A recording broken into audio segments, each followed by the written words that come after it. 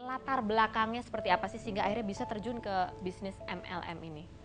Sederhana. Nah, kalau kita mau menjadikan seseorang untuk ke arah yang suksesnya, pasti kita akan tonjolkan kesuksesan itu.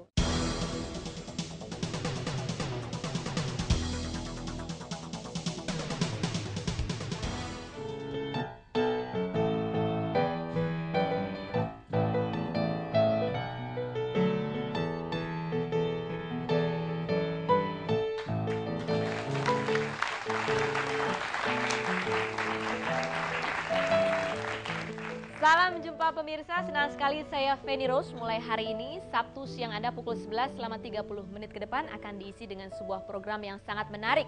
Saya akan mengajak Anda berbincang-bincang dalam program Ada Apa Dengan MLM. Anda bisa saja obrol sana, obrol sini, tetapi yang ini bukan sembarang obrolan. Nah, kalau bicara mengenai MLM, topik kita pada hari ini juga tepat sekali dengan judulnya, yaitu ada apa dengan MLM. Saya yakin banyak di antara Anda yang sudah tidak asing dengan kata-kata multi-level marketing. Tapi sudahkah Anda benar-benar tahu apa itu multi-level marketing? Mengapa banyak sekali beragam persepsi di masyarakat mengenai bisnis yang satu ini? Apa keuntungannya menekuni bisnis ini? Tentunya semua ini akan dikupas secara jelas dan tentunya juga berdasarkan kesaksian-kesaksian yang barangkali bisa juga membuat Anda untuk tertarik membangun aset dan mencapai impian finansial Anda. Dan untuk itu saya akan menghadirkan beberapa orang tamu dan juga nanti di akhir acara akan ada kesimpulan dari Bapak Helmi Atamimi. Beliau adalah Ketua APLI atau Asosiasi Penjual Langsung Indonesia. Baik, langsung saja saya akan perkenalkan tamu kita yang pertama pada hari ini, yaitu seorang pengusaha tetapi juga masih meluangkan waktunya untuk menjalankan bisnis MLM. Dan pengusaha ini juga masih berstatus mahasiswa. Beliau ini pernah menjalankan atau pernah mengikuti kuliah di berbagai fakultas. Tapi beliau mengaku tidak ada yang selesai, kecuali bisnisnya yang sampai tuntas. Nah, motivasi apa yang membangkitkan beliau begitu bersemangat menjalankan bisnis MLM-nya? Kita simak profil singkatnya berikut ini. Berawal dari seorang mekanik, Heru Kuncoro diperkenalkan Tiansi oleh sahabatnya. Dengan keyakinan dan pantang menyerah, Heru Kuncoro menjadi salah satu pemenang dalam bisnis ini.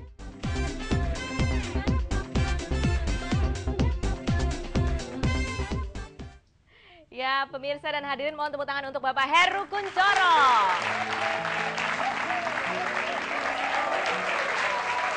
Apa kabar Pak Heru? Silakan duduk, luar biasa. Bagaimana bisnisnya Pak? Selalu lancar. Selalu lancar, pantas selalu bersemangat kalau menjalankan bisnis MLM. Ya. Tapi Pak, ini ya, saya mau bertanya, ini pertanyaan penting sekali. Di masyarakat itu beredar sekali banyak persepsi atau banyak pengetahuan mengenai MLM. Ya. Tapi apa sih sebetulnya bisnis multi-level marketing ini? Jadi begini Mbak Feni, jadi MLM ini sering didengar oleh masyarakat, Ya. tapi banyak masyarakat yang belum mengerti sebetulnya MLM itu apa. Ya, MLM itu simpel sebetulnya. Saya yakin sekarang kalau saya tanya kepada Mbak Feni pernah nggak beli minyak goreng, pasta gigi, mie instan di pabriknya langsung? di pabriknya langsung. Nggak pernah kan tentunya. Nggak pernah. Tentunya belinya pasti lewat toko atau warung. Iya, betul. Nah, kemudian kenapa kok belinya lewat toko dan warung? Karena jalur distribusi konvensional itu produk dari pabrik melalui distributor wilayah, distributor besar, distributor kota, grosir, toko, warung, baru nyampe ke tangan konsumen. Jalur distribusi yang panjang ini memakan banyak biaya. Ya. Belum lagi biaya iklan, sayembara dan sebagainya. Sehingga konsumen hanya mendapatkan manfaat produk. Tidak ada nilai bisnis atau finansial yang didapat oleh si konsumen. Nah, akhirnya datanglah satu solusi yang sangat dahsyat, yang luar biasa, yang membuat terjadinya satu efisiensi bagi jalur distribusi yang panjang tadi dipangkas. Jadi perjalanan produk dari pabrik melewati jalur distribusi yang panjang tadi dipangkas dan produk tadi langsung nyampe ke tangan konsumen. Bagi mereka si konsumen yang mau menjalankan bisnisnya sebagai seorang distributor, dia pun berhak menjadi seorang distributor yang besar akhirnya, sehingga dia pun dapatkan penghargaan seperti BMW gratis atau Mercy gratis. Jadi kelebihannya dengan menjalankan MLM ini, kita tidak saja mendapatkan sebuah produk yang sudah berkurang ini kos-kos distribusinya dan promosinya, tapi juga punya kesempatan untuk jadi distributor. Betul. Seperti itu. Iya.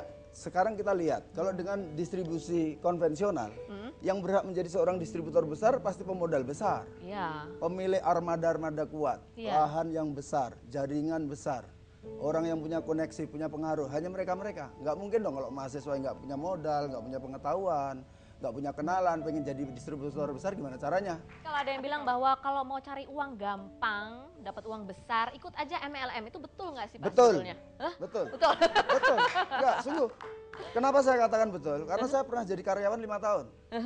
Dari tahun 90 saya menjadi pengusaha sampai hari ini. Ya. Jadi kalau orang pernah merasakan kerja sebagai karyawan, apalagi sebagai pengusaha, begitu dia menjalankan sebagai seorang pebisnis di MLM, dia akan tahu betapa bisnis ini sangat mudah. Kenapa?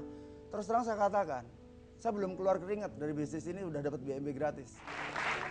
Gimana nggak mudah? Saya pernah jadi karyawan 5 tahun, jangankan beli mobil, beli motor aja nggak bisa kok. Iya. Sekarang dapat gratis lagi. Gratis BPKB langsung di rumah, bahkan bersama seluruh keluarga saya. Saya dalam 5 tahun ini sudah dapat BMB gratis 1, Mercedes Benz-nya 3. Kapal pesiar 2, pesawat terbang 1 dari perusahaan Tianxi. Serius Pak? Serius.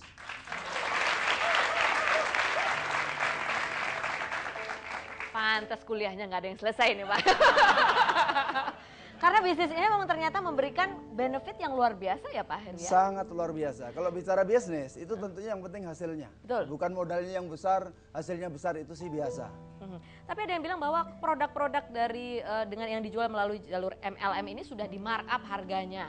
Sehingga konsumen ini mendapatkan harganya sebetulnya sudah dinaikkan, sudah tinggi, sudah mahal. Betul nggak sih seperti itu? Sebetulnya itu hanya salah persepsi daripada masyarakat yang kurang mempelajari tentang MLM itu seperti apa. Sebetulnya itu hanya masalah pemindahan biaya-biaya dari pemangkasan jalur-jalur distribusi.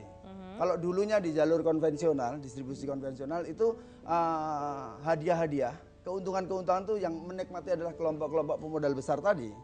Kalau di jalur MLM, karena jalur distribusi yang panjang tadi dipangkas, biaya-biaya yang seharusnya masuk ke pos-pos tertentu tadi, termasuk biaya iklan dan undian, itu dipindahkan ke distributor yang menjalankan bisnis dengan serius. Sehingga kenapa bonusnya ada yang puluhan juta, ratusan juta, bahkan mendekati angka 1M dengan reward penghargaan yang luar biasa. Itu sebetulnya karena biaya-biaya tadi yang dipindahkan. Luar biasa dan sangat menarik juga buat saya.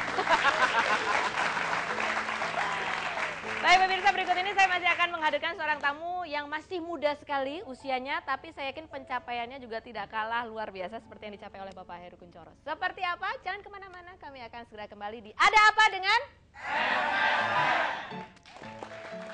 Stasiun televisi, selling juga sebetulnya. Acara-acara terbaik supaya ratingnya tinggi, banyak yang pasang iklan. Terus seorang presenter, Mbak Feni, jual diri. selling juga.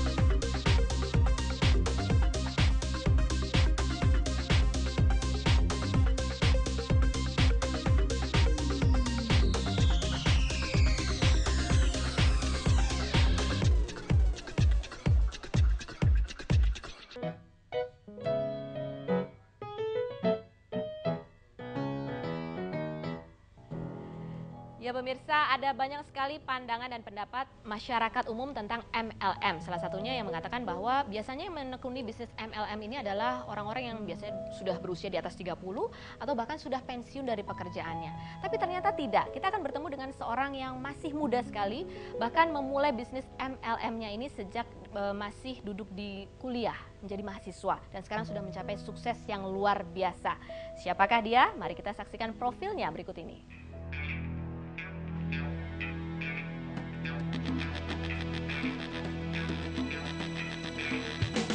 Bergabung di bisnis Tianxi tahun 2002. Kini, Rizky Kanata memperoleh kebebasan finansial dan kebebasan waktu.